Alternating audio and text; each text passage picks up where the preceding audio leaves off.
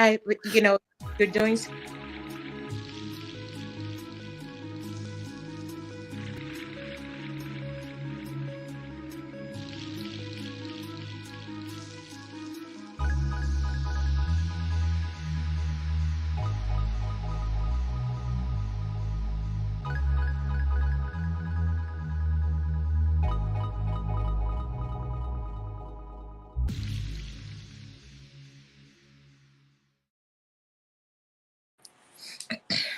Welcome to Soul, Light, and Body.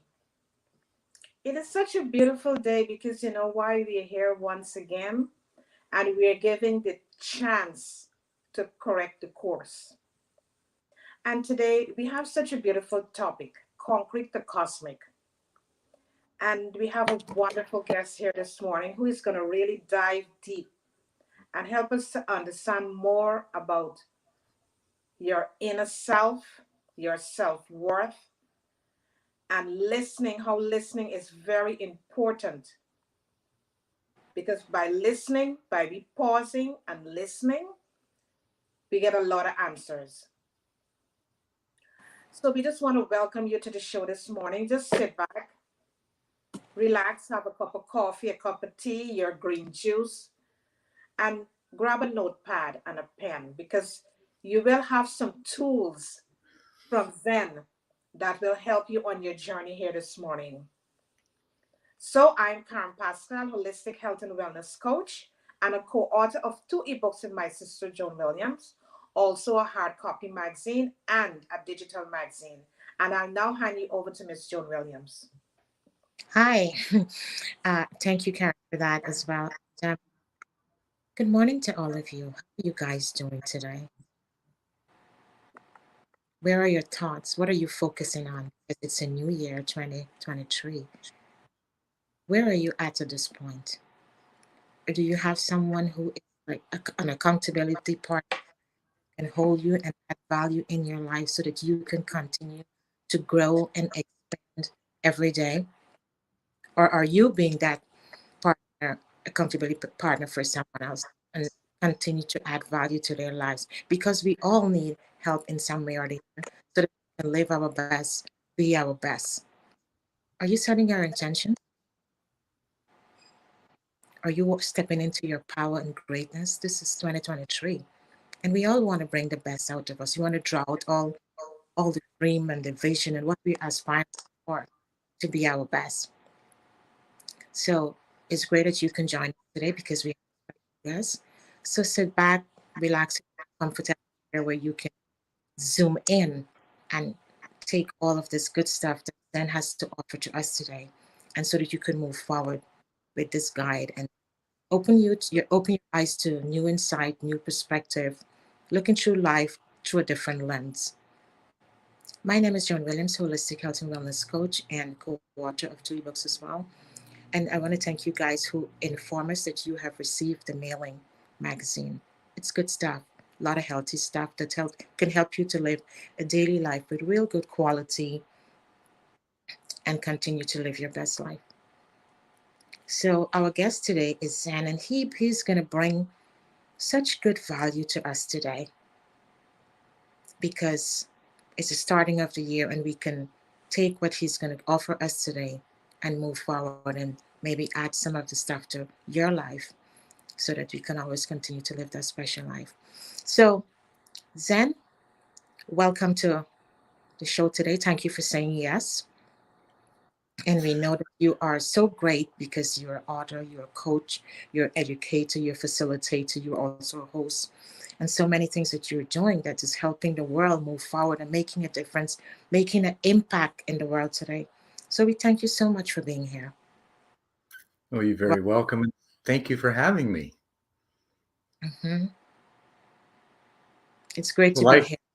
life's been really great for me. It started off what others might think of being rather catastrophic. And I was orphaned at birth and then adopted at 6 weeks. And from there, my life was just wonderful. I knew love unconditionally from my parents. And uh, it was such a, gosh, just an opportunistic childhood. growing up in a small town and with good people. And my sister, my adoptive sister, came to us. I was 4.5, and my parents then decided it was time to tell me about adoption. And at 4.5, I don't know that kids are really prepared to wrap their heads around what that really is. My head and in my mind, I went into a bunch of questions right away. Who are my biological parents? Who are my real parents? I didn't use biological because I didn't know that term at the time. Who are Right. my parents? Why did they give me up? And I'd been attending Sunday school, and so my next question was, do I have a father and mother in heaven, and can I talk to them? And that precipitated a voice that came maybe a month or two later, as I was standing looking on the landing of our stairway, looking out over the front porch. And it was after dark. Dad had gone to the store. He was coming back with ice cream. So I was, excited for that. And I was just had my elbows in the windowsill, my chin on my hands, and looking out, not really thinking much of anything. And then all of a sudden I hear this voice. It says, "Hey, you," in the most deep, resonant, powerful, yet friendly manner. And rather than engage it kind of startled me. It didn't frighten me, but I knew it was loud enough that my mother should have heard it. So I spun around and I asked her if she heard the voice. She says, "Nope, didn't hear any voice. Must have been a peeping Tom." And we had one. So um, I realized at that time that it was inside and that it was up to me to figure out how to deal with it. So that began my life. So normally there's a question or two there. Um, to assume the questions, I went on to have a very rich inner life and experiences, out of body experiences, trips to orange cigar shaped clouds that I happened to be able to watch from a distance and then become one with the participant and go into the cloud. I'd wake up in the bed the next morning, couldn't wait to go back. And that happened from when I was 8 to 10.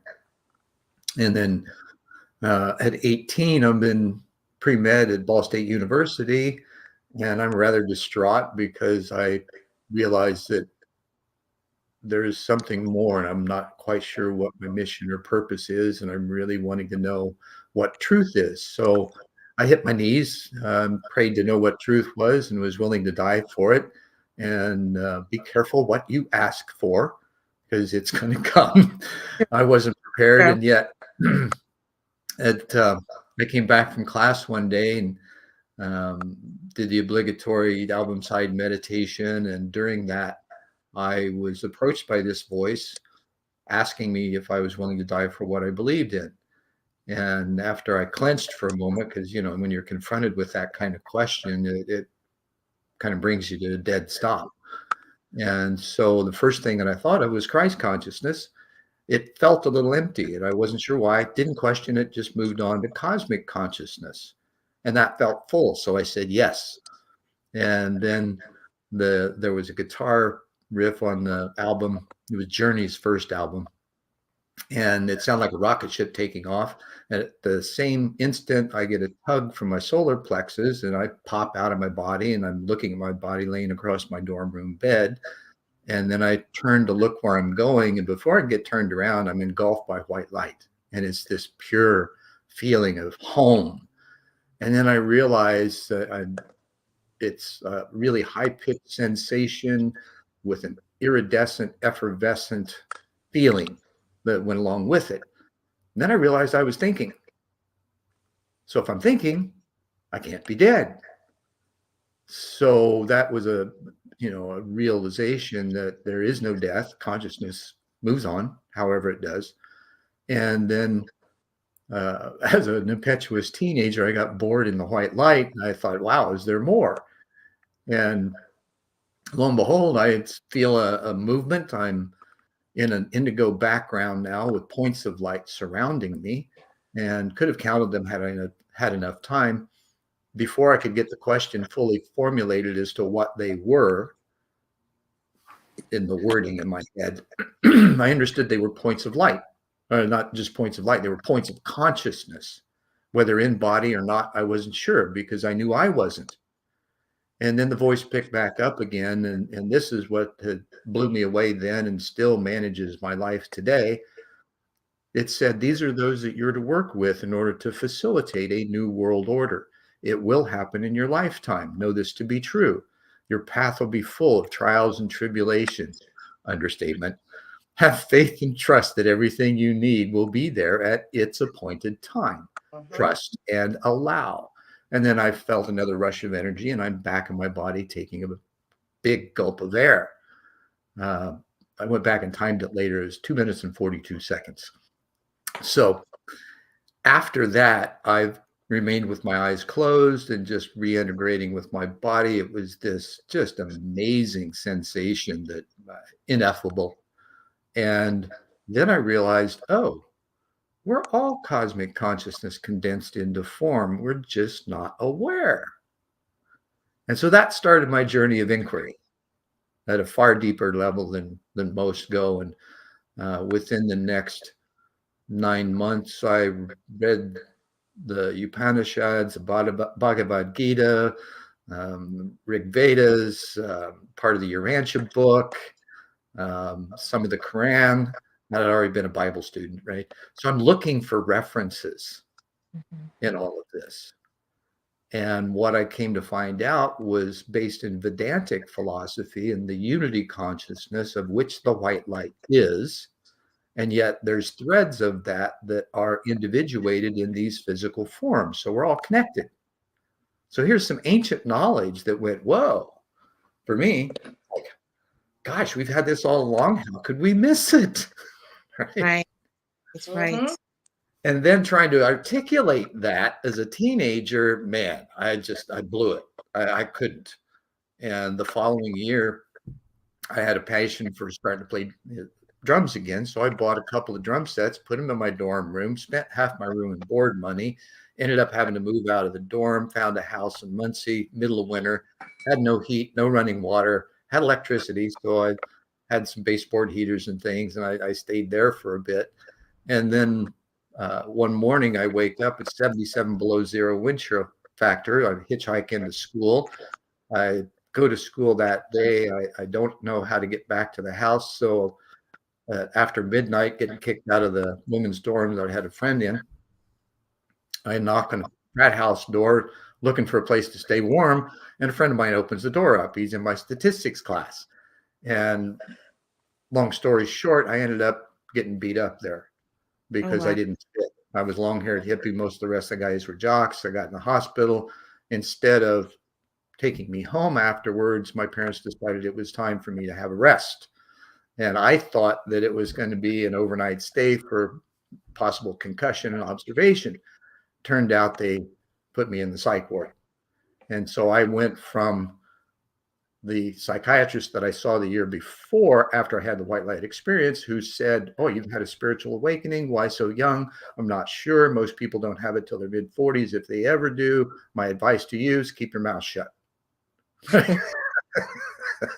So the following year, I didn't keep my mouth shut. And the clinical psychiatrist who was in the hospital labeled me a manic depressive paranoid schizophrenic, but the same story. Mm-hmm. And put me on 2,000 micrograms of Thorazine a day. Should have been a lump in the corner. I was up playing ping pong, beating the male nurses. So what they prescribed for me and the way that they prescribed it had no effect other than I had a massive weight gain. I went in at 125. I came out at 175 6 weeks later. And Wow. so afraid of talking that I literally shook on the inside when I would be approached by others asking me what happened. Because I'm a full disclosure kind of guy. You ask me a question, I'm going to give it to you. Right. Right. It may not connect with you at the time. And that's how I learned how to be, or at least I began to learn how to articulate things in a way that alleviated that angst for me. and made the listening audience a little more attentive. Because granted, the kind of stories I can tell about my own life experience sound incredulous if you haven't had some kind of direct experience that opens you up to that possibility. Yes. That is So so. that's That is so that's how things began. And at 23, I was working 3 jobs, playing in a band as meat cutter and machinist. And the auto industry had decimated the Midwest. And so all the jobs disappeared in 3 days. I walk out on the front porch after the third one disappeared, and I looked up to the sun and I said, "Okay, I'm listening. Where do you want me to go?" And I right. heard, and I literally heard Phoenix. Interesting. So the crash and burn and rise again cycles began shortly after that. I mean, That, the whole legend of the Phoenix and over again for me since I've been here since 1981. Now, what was interesting is that before we moved, I was walking through a metaphysical bookstore in Muncie, and this book falls off the shelf in front of me. Nobody else around. And I'm looking around. It's like, okay, this is weird. And I went over to pick up the book. It's Ruth Montgomery's Strangers Among Us. I'm like, interesting. Okay. So I picked the book up, turned it over to where it was open. And the first paragraph that I read, paraphrased, was something like the most common contactee experience in the Midwest in the late 50s and early 60s was the orange cigar shaped cloud. So that took me back to those experiences between 8 and 10 and just kind of, wow. It was like a domino effect. yes. Yes.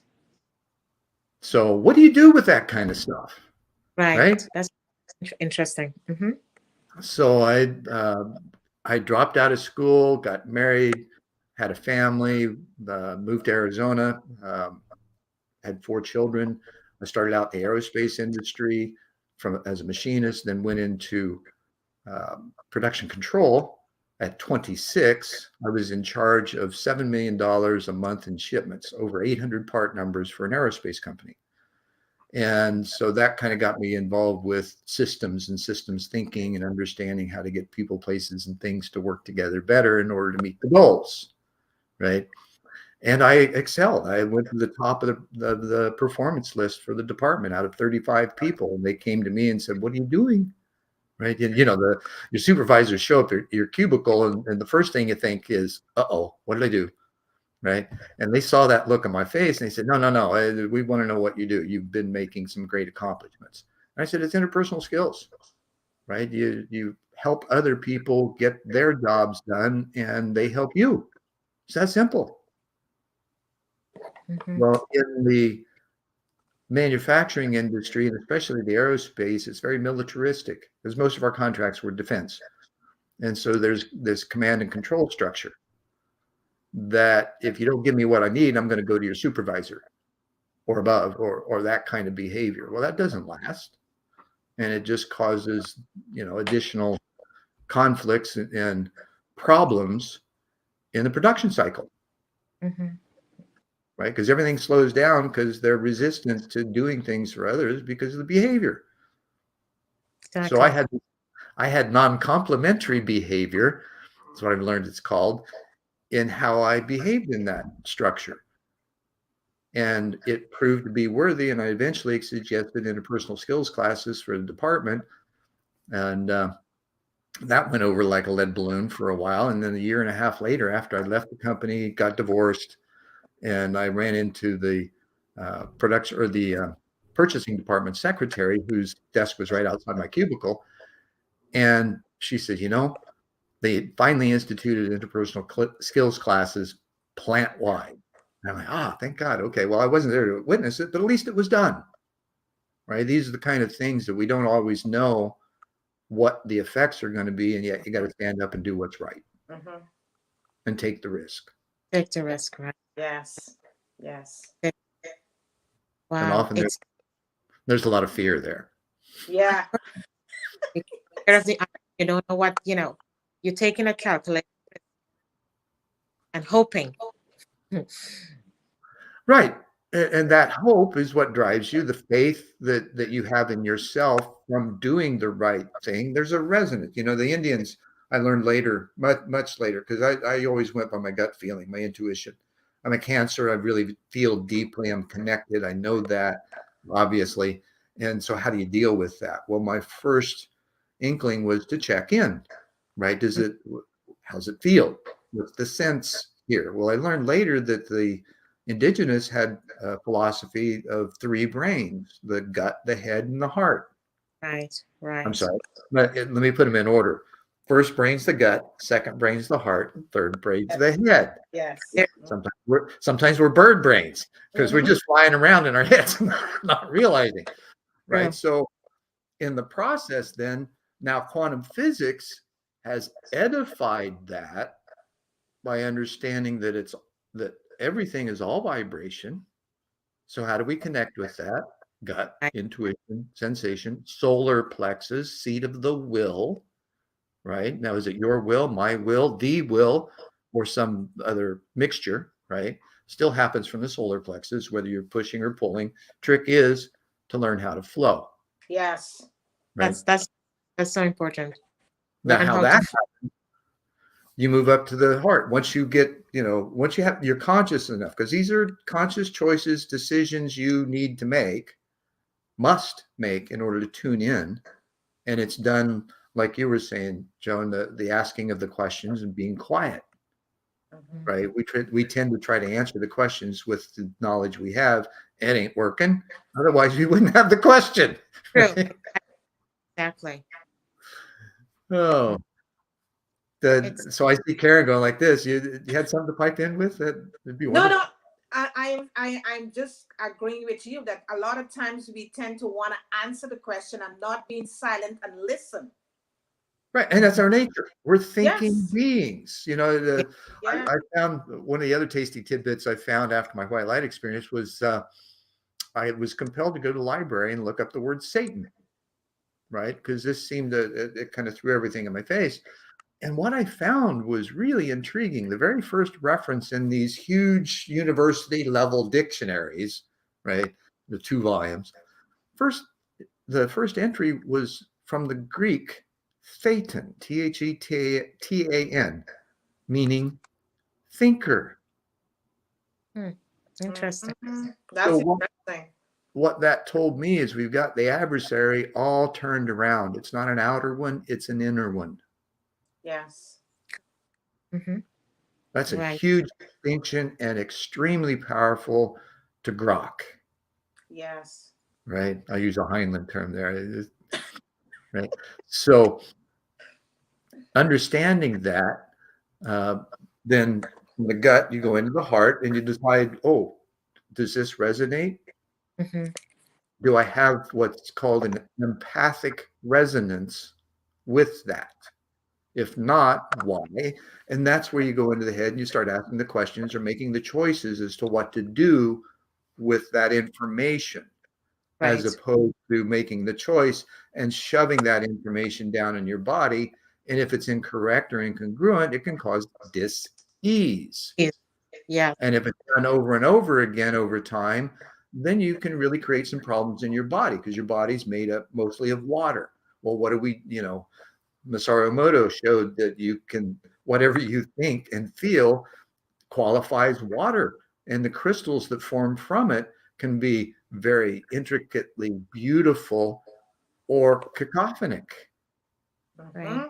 like chaos, depending on the thought that you give to the water. Well, think about how that affects your body. And you're not Yes. even aware of it because you don't have that kind of educational opportunity that provides you with the information in order to learn it. Right. Correct. Correct. Mhm. This is But good stuff. well, that you have It's very fascinating to live like this, right? ex- Yes. Yes. And I have to say, the sense of awe that comes from that and the building of the trust so that you don't have to worry. It's a fearlessness that eventually resides in you because you've got an experience of how it all works. So it goes from a belief system to an experience system. And most of the world is caught up in a belief system right now, and they're not willing to question it in order to get beyond it and find out what truly brings us together. Yes. Yeah.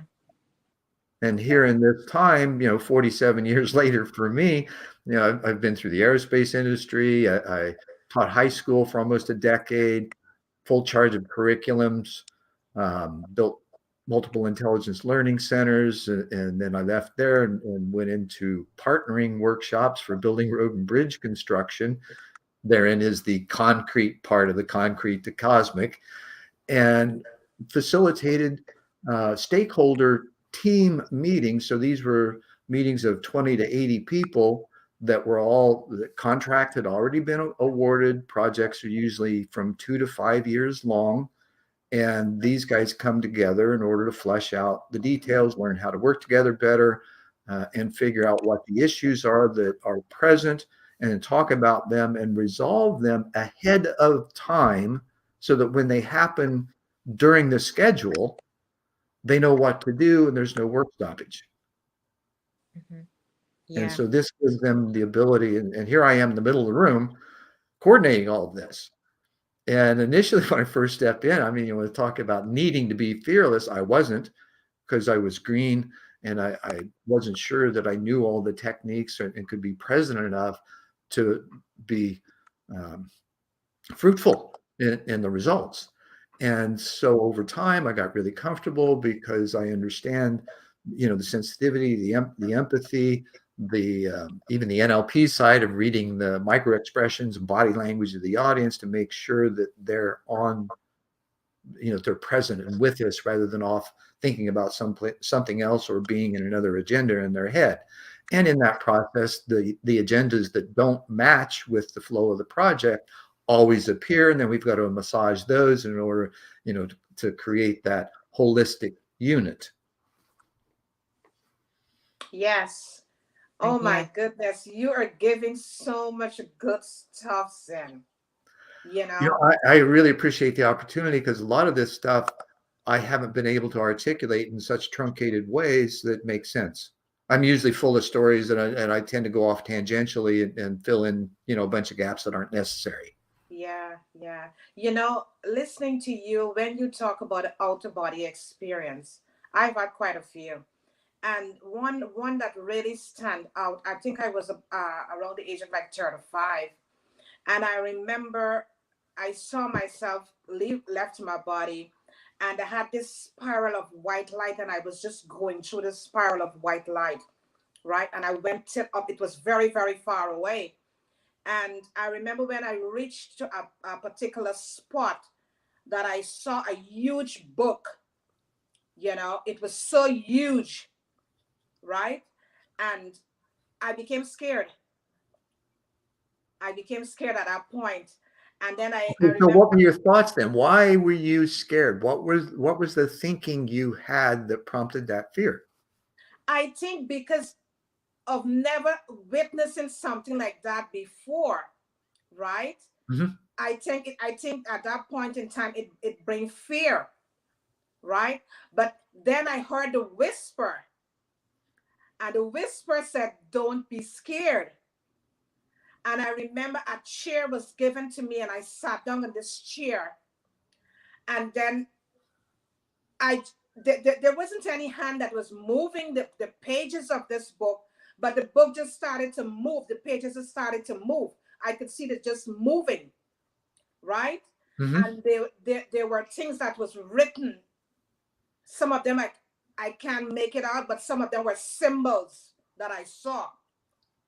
And I still remember today some of those symbols, because I one thing I normally do is whenever I get a dream, I would normally draw. If it's a symbol, I draw it. Mhm.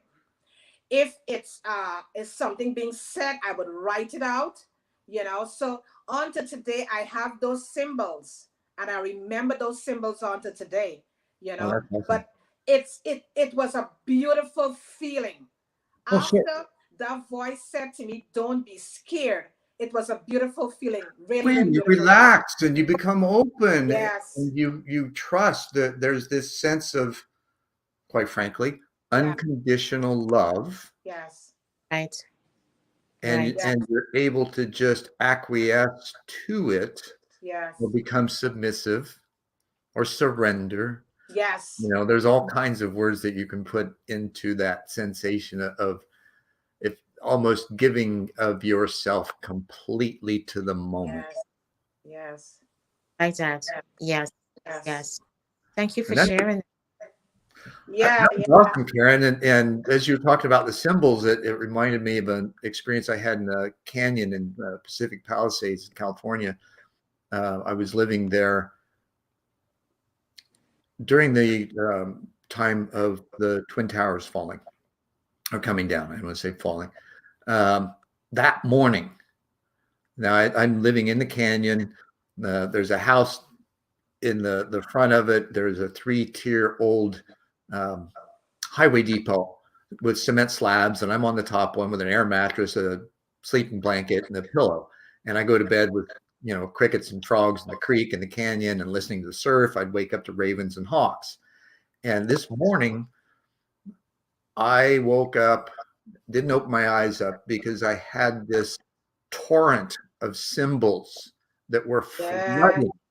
And, Wow. some of them I recognized, most of them I didn't. They were coming too fast. I couldn't keep up with them. However, and once it stopped, it's like, okay, something I don't have this. Something huge is going on. I don't know what it is. So I get up and I start walking down to the house, and I run into a gal that's living in a trailer on the property, the only other dwelling, and she's just hysterical. And so she explains to me that the first plane had hit, Uh, and the whole day was very interesting from there. I ended up walking down to the house, walk into our office in the basement of the house. We were putting an event together, or had ran an event in the canyon. It was called Gaia Fest. And we had about 2,000 people show up, made front page of Pacific Palisades newspaper as the Love Fest, right? And walked in the door, phone rings. It's a woman named Tanny Susanna, who was at that time the publicist for Linda Goodman's Star or Sun Signs. And she said, Zen, you got to turn the TV on, turn the radio on, see what's going on. And by that time, the second plane had hit. So I was just, I had no emotion. I was just numb to that. My direction was to go wake the people up that were there and take them back to this area that when I was first introduced to the house, that there was a portal that was created to help alleviate. There was a couple of dead people that were still hanging out in the house, and I felt them when I first introduced them, didn't realize that I had removed them. And then as we were in the back of the canyon, the person who was living there was telling my other friends about why or was telling us about how he got the house and what was there, including these two spirits that they knew had been murdered at one time.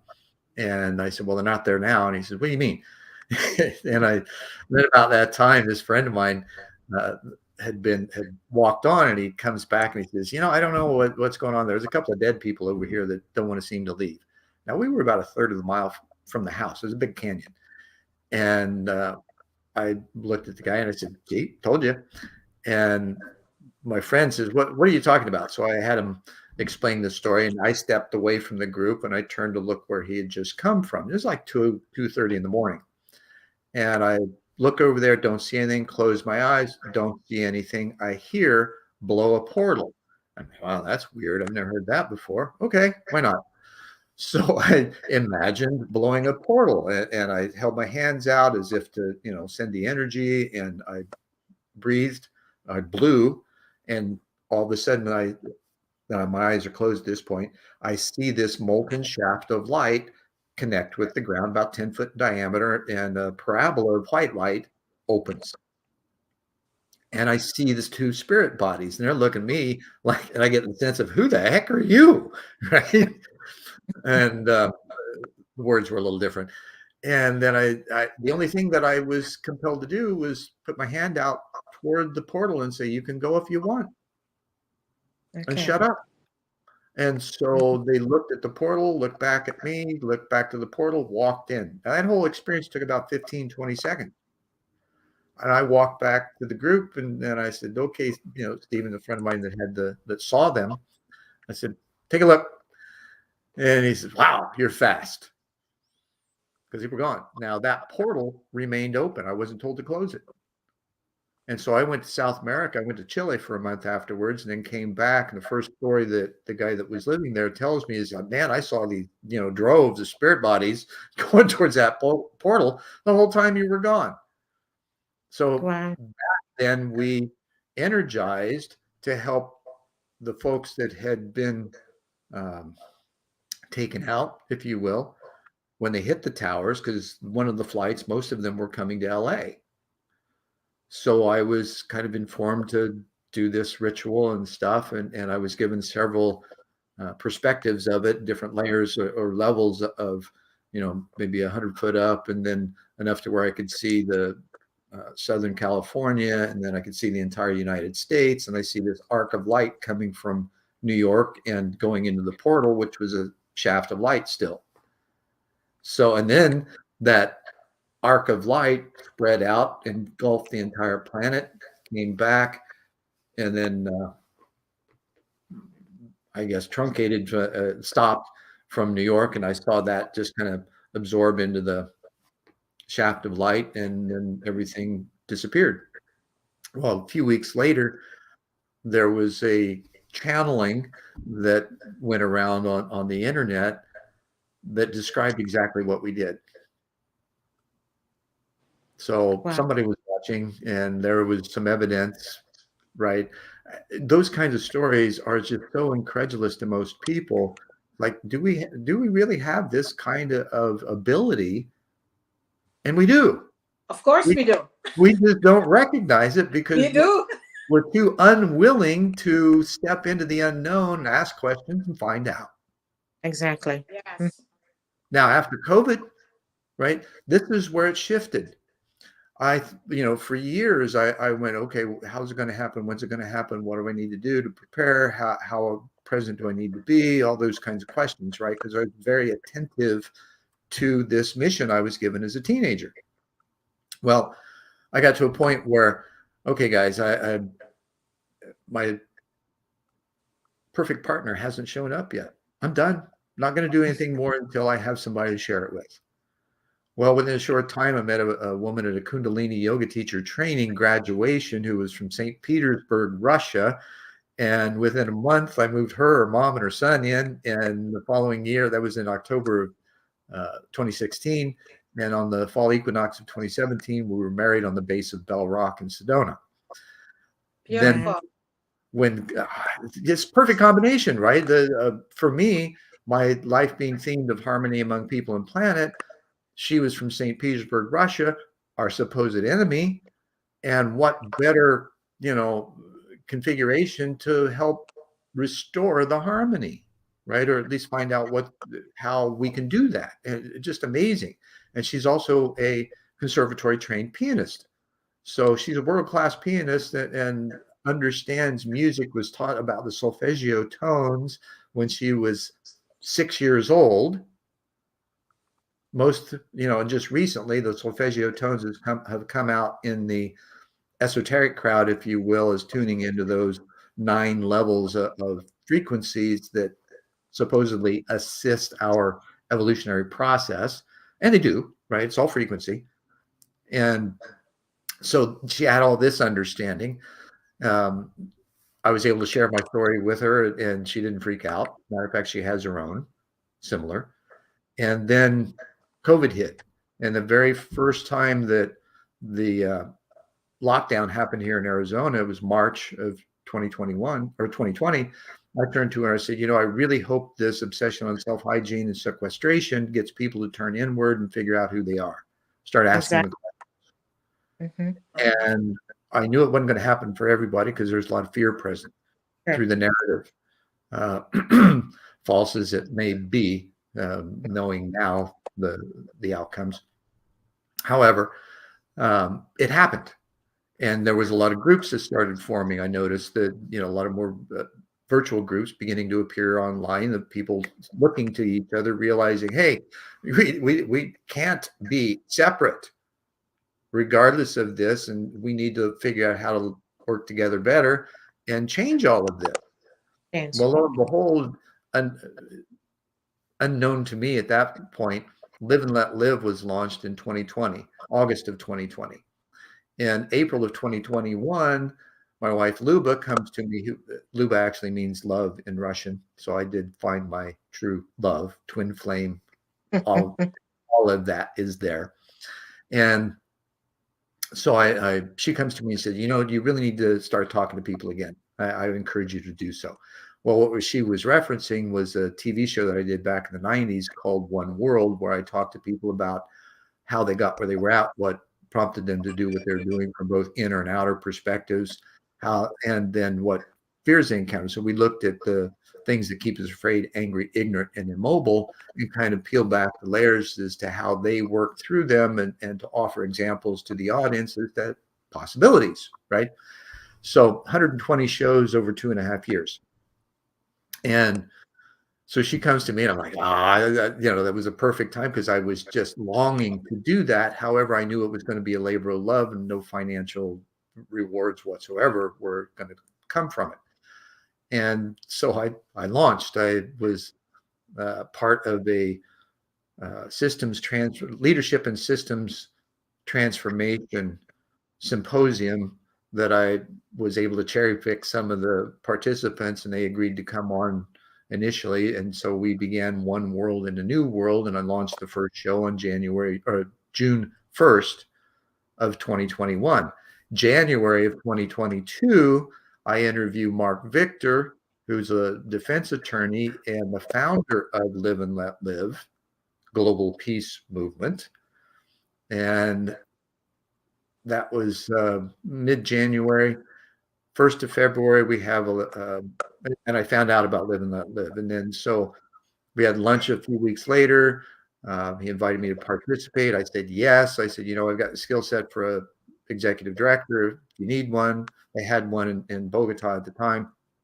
And then in the beginning of March, he contacts me and he says, hey, I've got a gal over in Hawaii that wants to step up too. Would you consider working with her as co-directors? And I said, absolutely. That's a perfect management scenario where you have masculine and feminine at the top of the organization, right? That is the new way, is what I told him. And so he said, okay, well, I went to connect with her, talk with her over Zoom, get to know her, see if you guys are compatible. Turns out we just had this amazing complementary skill set. And so we said, okay, let's do it. And then we began to peel back the layers of what needed to be present in the organization that wasn't. And one of the first things we found was that the nonprofit status was the non-operating foundation instead of a public charity. And so our fundraising was curtailed for 8 months while we got all that switched around. Meanwhile, we created the operational structure, laid out a specific plan, figured out goals and objectives, talked to all the chapter leaders. There were 31 chapters in 19 countries when we came in. Wow. So the first thing we did was have meetings with all the chapter leaders, and several meetings at different times to incorporate the world clock. And we found out that, the message, live and let live, right? 2 pieces, live, let live. Moral, be a better human. Legal, don't be an aggressor. So the short-term goal is to build community around what it means to be a good human and unpack all of those things. And those are going to come in various levels depending on your level of awareness, right?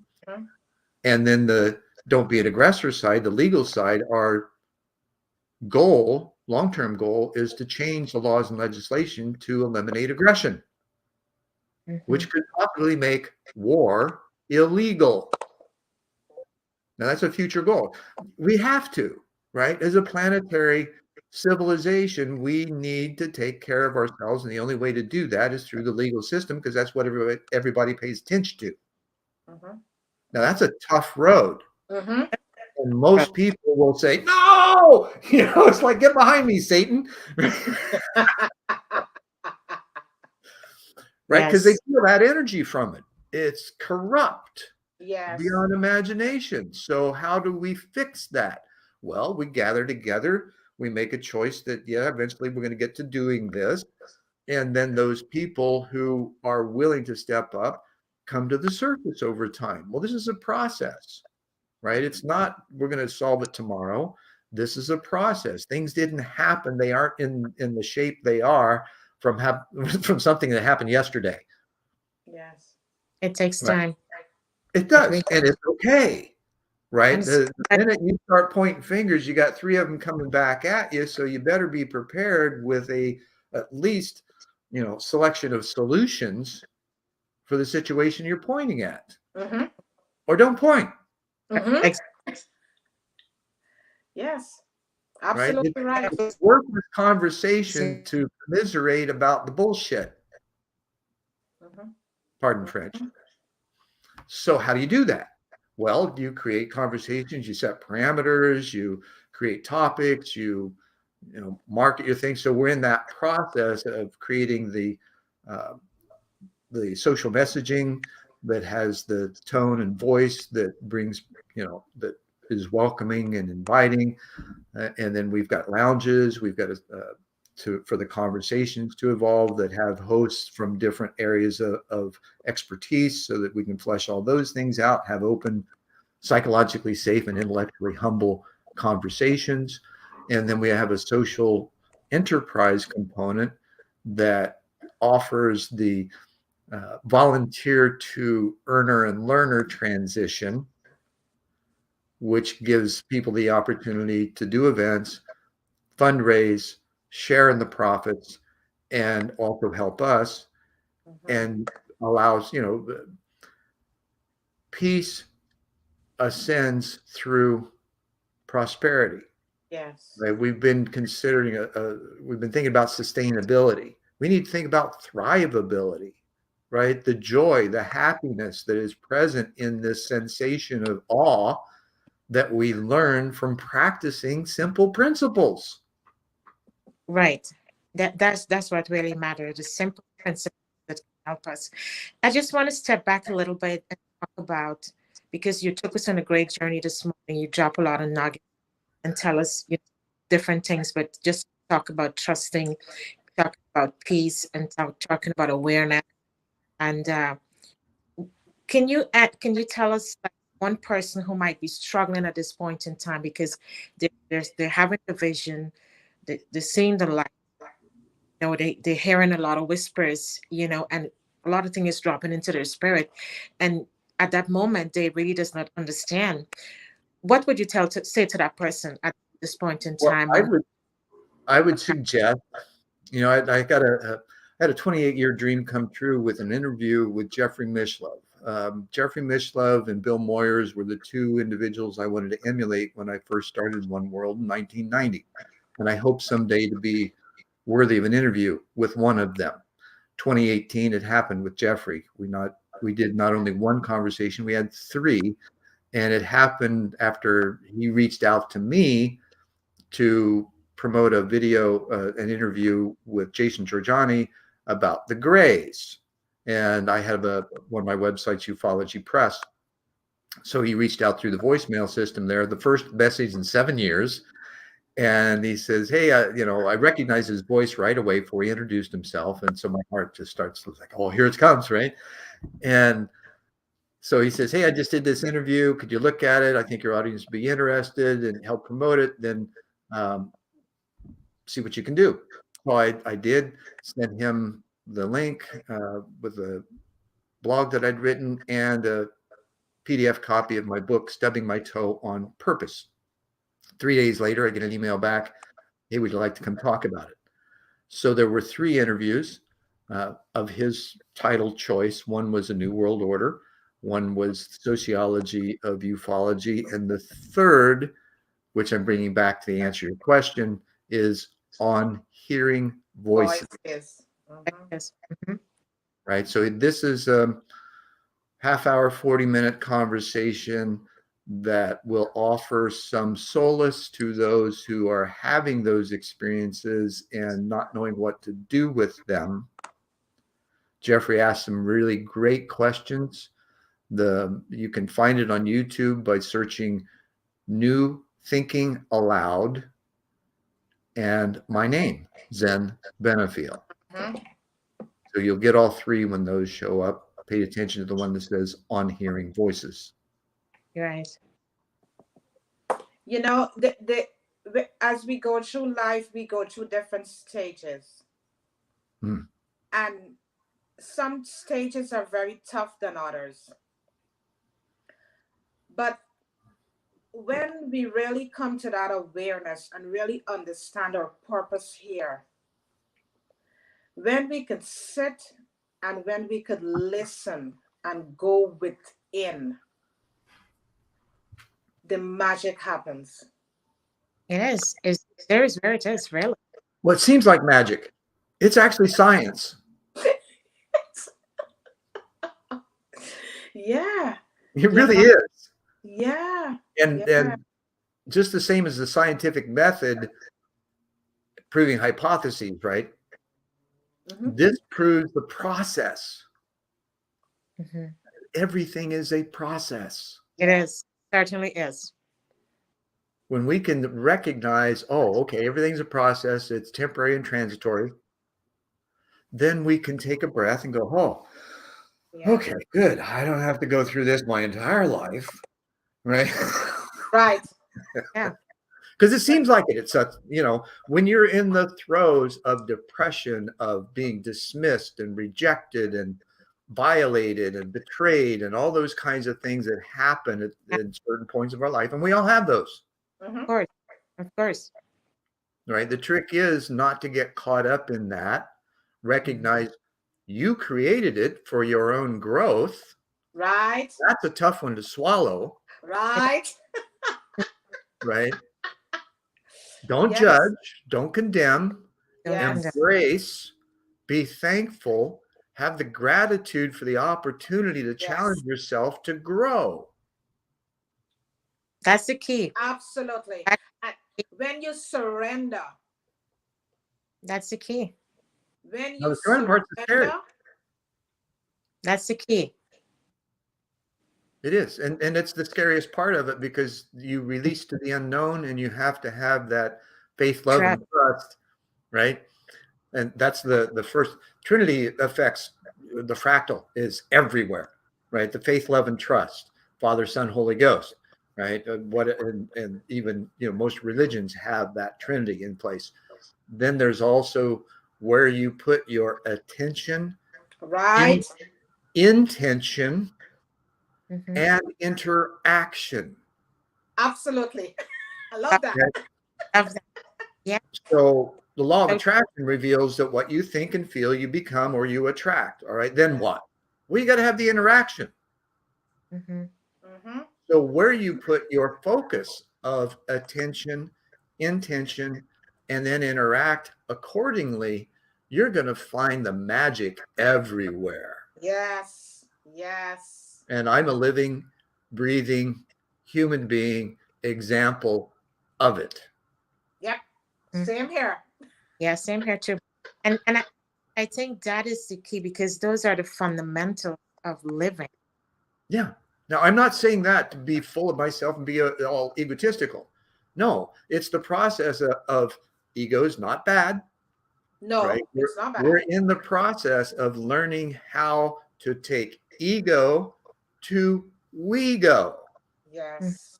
Yes. right? And that's a simple phrase just to think about. It sounds kind of corny, right? I can be kind of corny. I grew up in the Midwest, all right? And the truth Yes. is there. Now, that gift was given to me by a dear friend who's now on the other side. He went by Michael Valentine Zamoro. He was written up in Time magazine in the March 71 issue as a prophet of his own time. He started the waterbed industry in LA. So he learned a lot from that. Great success.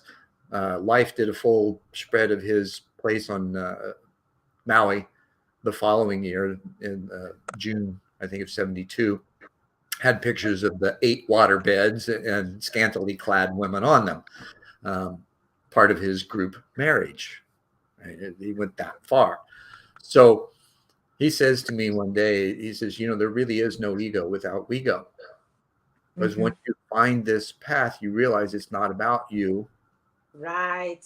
Yeah. and and it's all about you. Yes. Right. So it's like the law of one that many people may be familiar with, where it states you're either service to self or service to others. So that's the separative, the bipolar Mhm. side of it. Well, the reality is the greatest service to self is service to others. So Yes. then you bring those two together in a holistic picture that then you can begin to ask the questions, oh, how do we do this? What's up? And what's coming? And then the thing that we often miss is that we're looking to the horizon for things instead of looking right in front of us. So we Yeah. miss what's right there. And that simple acknowledgement, realization offers opportunity to engage in the moment fully by, chopping wood and carrying water, if you will. And when you're in that place and you're totally focused with your attention, intention, and interaction, then your mind opens from the singular linear version to a non-linear and often non-local, because we know now the mind is non-local. The brain is local. The brain's the transceiver. The non-local mind feeds us depending on how open we are to it, right? The Right. non-local, you could call it God. Mm-hmm. You can call it source. Mm-hmm. There are many different names, Allah, um, Divine. right? The divine, Mm-hmm. all of those things. That's why and I think in the Jewish tradition or the Kabbalah, it's the nameless one, Yes. Right. right? Because you Is can't. We try to put names on stuff. We're human beings. We try to label and categorize. right. But we just have to understand that outside of us there is that power that we Yeah. can pull off. And I just want to step back a little bit, and I like how you spoke about the life there. It's a process, and when you have the understanding that there is a process, it teaches you patient understanding and knowing that Mm-hmm. it's okay. But then you have to understand that it takes time for you to attain whatever, and as you continue to evolve, then that understanding come to be for you. Therein, patience is a virtue. Mm-hmm. True. We learn. Cool. And be patient with yourself. That's the deal. Oh, the key. Yeah. Yes, and Yeah. show yourself love and compassion, and move with grace. I like you how you talk about intention. Be intentional, or set intentions. Yes. Mhm. That's very Powerful. important. And from what we've learned, our past processing and programming has been this narrative of self-deprecation. You're Yes. Mm. not enough. You'll never be Yes. enough. You're an imposter. You're never going to, amount to anything, all that kind of stuff. And that comes from outer and turns inward. Mm-hmm. So that's the narrative that you just got to eliminate. Well, how do you do that? You pay attention to what you're thinking. And what you're saying, Right.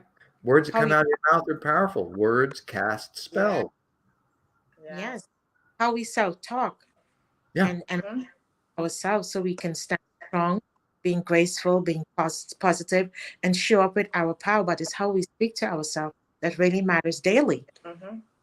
Absolutely. So important. Not just daily, moment to moment. Moment, True. but Moment to moment. That's absolutely right. I'd like to moment. share a couple of techniques that I use. One for quieting, Sure. right? When you're feeling anxious, put your fingertips together and focus on feeling your heartbeat in your fingertips and breathe Mm, naturally. Let your breathing deepen a little bit and just focus on feeling your heartbeat in your fingertips. Well, what happens? As soon as you feel your heartbeat in your fingertips, you're out of your head, out of your head, Mm. exactly. right? You're That's in beautiful. that moment. Now, the more you can practice that, the more quiet you and attentive to the inner voice you can become. Mm-hmm. The other thing is that when you notice that you're going down a negative thought form path in your head, right? You're thinking, right? As soon as you recognize that, what I do is I immediately think I. Mm-hmm. So the process, I breathe in I exhale M. Well, in that moment of recognition and just using the I, right, you start with a vibration that's very high to begin with in the I. And as you close with the I, it naturally goes up, Mm-hmm. right? So that vibratory rate cancels everything. Right. Mm-hmm. And then with the M, if when you get to that, I don't always go there because once I stop it, then I gain control of my mind again and I go another direction. Well, with the M, right? When you say that, whether you're saying it or internalizing it silently, it brings that vibratory rate into your Mm-hmm. body. Mm-hmm. That's where the Om, Right. right? Right. You feel it. And Mm-hmm. the I opens you up, and the M brings it into your body. Mm-hmm. Really Yes. simple. Very. Yes. There's Yes. no religion, there's no belief system, there's Right. just a simple practice and realization that it works for you. Mm-hmm. Right. Because especially in this time where there is so much challenges in different spaces, it's just good to work on yourself. Take the time, pause, and use this technique to quiet your mind and put you in a space and really put you in a space of Zen. Yeah.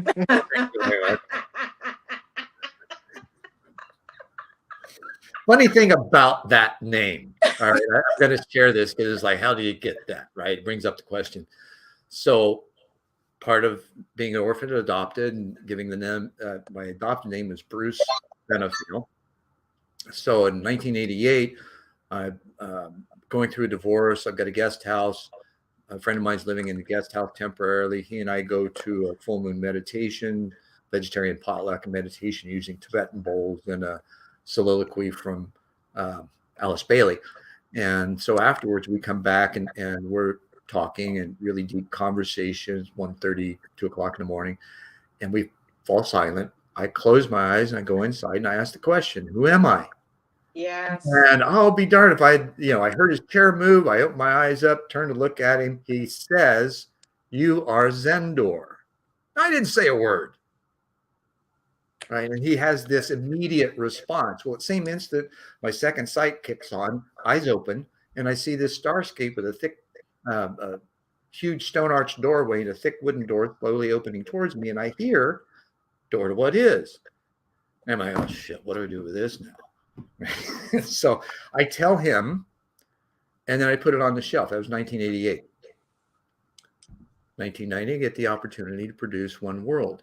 So I use Zendor as my subheading. 6, 7 shows in, one of the guys on the set who is sick, his name's Sat Khalsa, rest in peace, dude. He just passed recently. Um, he calls me Zen one night. And it just cascaded from there. I resisted it for a while because I had issues with people changing their names in the 70s. And so here I am faced with that. I've never changed it legally. However, everybody's called me Zen since 1990. And it's just an amazing challenge to live, first of all, and really cool name. Yes. True. True. Yeah. Very. It's It beautiful. when we all share our story, we could really see the beauty in our lives. When we share our story, it's amazing. It's beautiful. Oh, absolutely. And that's the great thing about counseling, right? That we don't really think about. It's not what the counselor says to us, it's the questions they ask that allow us to speak and hear our own voice. Right. Yes. And Yes. that good stuff out. Yes. Yeah. Yeah. Yeah. Because they And don't know you, right? no, That some can feel that there are those who have the empathic and intuitive sense that they've developed, right? It's just like any talent that we're given. I think we've all got it, but certain people are more Right. inclined to do so. Mm-hmm. So with that, still, it's you. You're processing you Mm. always. And Always. and Sure. then you get to the place of processing we.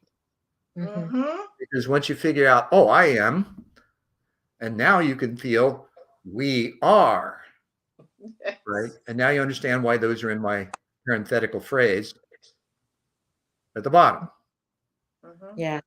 right? I Yes. am, we are. Yes. And that's how I flip the whole pronoun thing. It's like, oh, all right, oh, what's this Michigas, right? So, and when you think about it, I am. What else Yes. do you need, right? Mm-hmm. Don't label yourself beyond that because there's all kinds of possibilities to coagulate. Sure. Yeah. Sure. Sure. And we get this beautiful chance to be here and to be a collective and come together as one and share. That's the beauty that we have, and Right. many of us don't see it that way. And Well, we've it's been sad. programmed not to because of Yeah. the separative systems that are in place to keep us in the command and control structure that was designed for it, Mm-hmm. right? Now, not a bad thing. Every planetary civilization evolves through certain maturation stages, and Yes. and so that also tends to equate to the changing of ages. Like we're in the Piscean, we're coming out of the Piscean age, Yes. and we're transitioning into the Aquarian age. Now, Yeah. according to the Mayan calendar, as one Right. reference, we had the winter solstice of 2012, which was the apex of a 50-year window Window. Yeah. between ages. I had the opportunity, I met Jose Arguez and we became friends, and another one, rest in peace, dude. Um, and the thing is, they're really, the consciousness remains. You can still talk to people after they're gone. All you got to do is picture their Right. face and look into their eyes, Yes. right? And it's just, you can do that. You just have trust that the process works. Yes. So at any rate, um, there was a massive increase of consciousness and information, paralleling the information curve, that the apex was the solstice of 2012. So, and you look around, you see all the materials and people and places and things that came up during that period. Well, then what? Right now, we've got all this. We've got this new awareness, this new living awareness. What do we do with it? Well, first of all, once you have it, you're it. You carry it everywhere. Like T. Harv Eker says, what you do anywhere, you do everywhere. You True. just do not realize it. So you carry this energy with you, and you meet other people, places, and you go and you get involved with things. And so you carry it into your organization or your company, or your church or wherever. And people change around you as a result. Right. Mm-hmm. So then what happens? Well, on a massive scale, all of the things that have no empathic resonance with that vibratory bandwidth, let's say, they rise to the surface Mm-hmm. for view, Mm-hmm. right? So we Right. see all the systems that are awry, and it's not the systems that are awry, it's the leadership and management of them. Right. What do we need to do? Absolutely. We need to change that. So how do you do that? Well, you use things like the ISO 26000 social responsibility standards, and you take them into your company and you say, hey, can we do something with this? And you start a grassroots movement, because it's a voluntary effort to raise the standards of what the company does, Mm-hmm. right? B Corps are an example of how you include the mission and vision for a community activity now. Then once that's done, then in other areas like political, where, as a global peace movement, we have to deal with the bottom line, hardest things and the most challenging in order to assist the evolution of the global system. And that means that you got to get involved with politics and law and legislation. You know, it's like sales. It's not a bad word, right? Sure. Yeah. It's how we sell all the time. We're selling ourselves to ourselves as Yes. well as others. It's that empathic resonance that we then transfer to another. That's the whole sales process. You're Mhm. transferring enthusiasm. Well, if you're not enthused about what you're selling, stop, Right. Right. Right. Exactly. right? Right. Right. Find something else. If you're not having fun with what you're doing, stop. Stop. Right. Right. Change, change it. Change again. Right. Because you have to feel, but whatever you're doing, it's Oh, we always can't have fun, but we can't be joyful. We can't be happy with, the minuscule efforts that we make in our work environment sometimes where people feel unappreciated, let alone mm, accepted, right? Right. Right. Right. So if that's your feeling, change it. Find something else, Absolutely. yes. Absolutely. and it'll show up. Absolutely. It will. Well, Wow. you have really shared with us today and Yeah, I have take us no on. idea where the time went. We'll have you back. We'll You have will be coming back.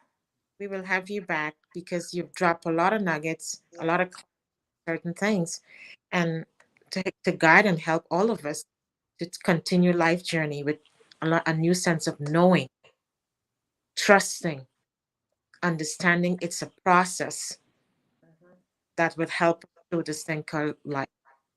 Yeah, absolutely right. And Be light. Let our light continue to illuminate and shine and help others as well and guide us.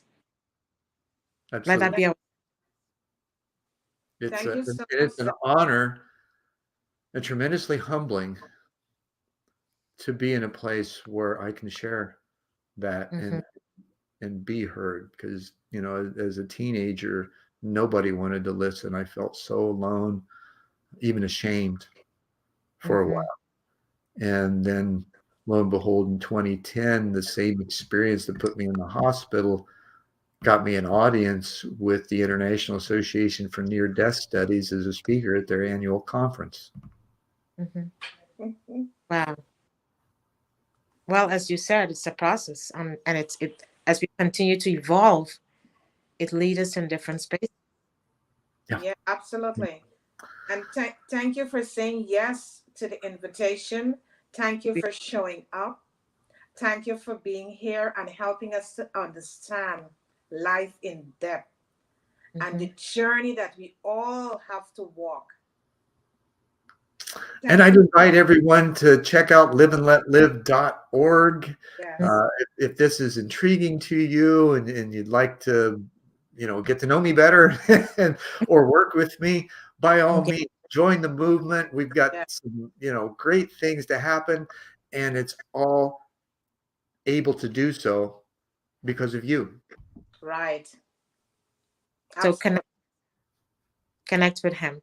Yes. So connect with Zen. All his social handles is in the comments.